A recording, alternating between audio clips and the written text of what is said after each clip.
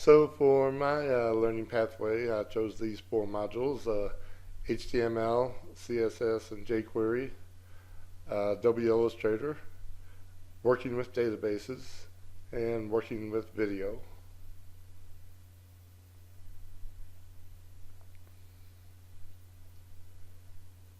So here's my home page for my HTML module.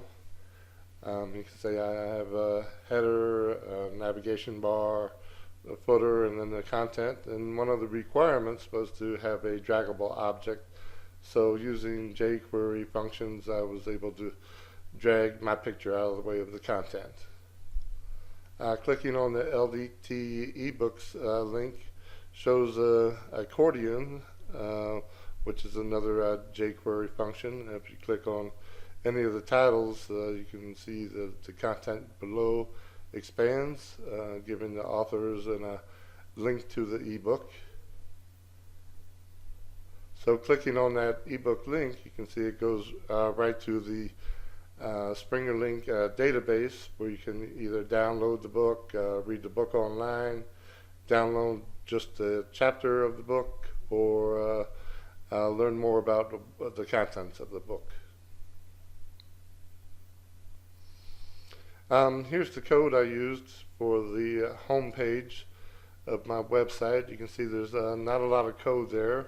The HTML code mainly just has the content, whereas you can link to the style sheet to give you your website appearance, and to JavaScript files for your functionality.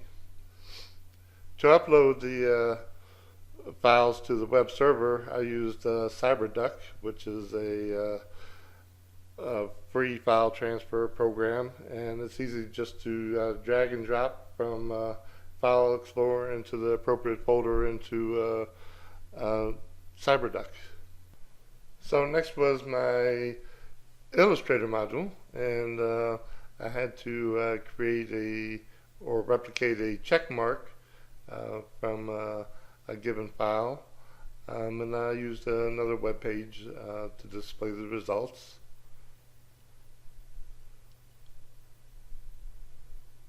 And then I had to design a logo for Design Studio, and I incorporated the program name, Learning, Design, and Technology, as well as the course number, LDT 550, and Design Studio as the name of the course.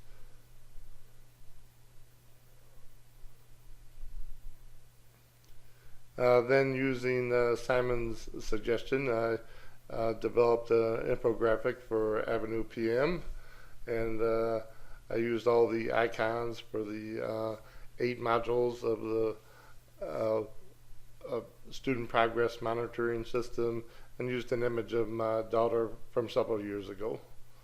Then I went on to the database module, and using the same layout for the web page, I was able to display the forms for the roster table operations, where you could add a student, update a student information, or delete a student.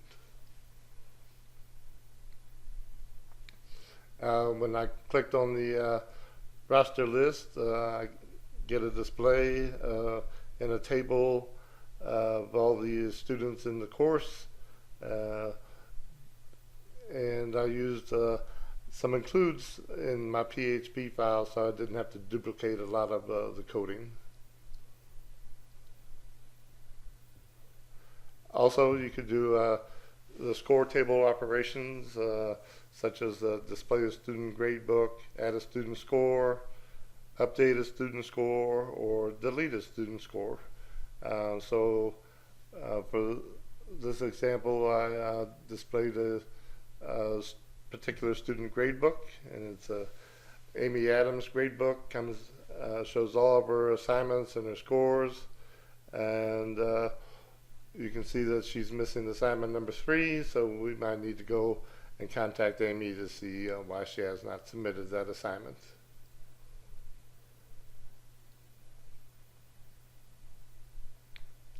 Then the next one was working with video, and I did my video on making a steampunk computer. It just one of my hobbies is doing some making and steampunking, so I put it all together.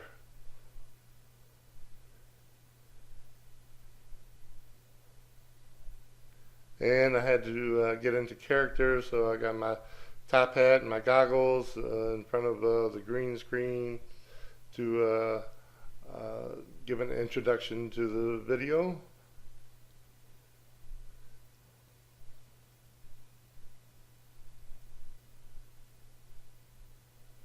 And here is the body of the steampunk computer. This is Scratchel.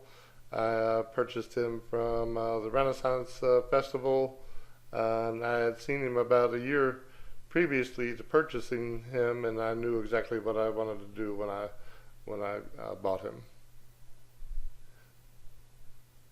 So Scratchel was just an empty box. I had to felt line it and then add components for the computer. I used an old power supply and cooling fan from one of my computers in the garage, and then used a Raspberry Pi 3 as the brains for the computer.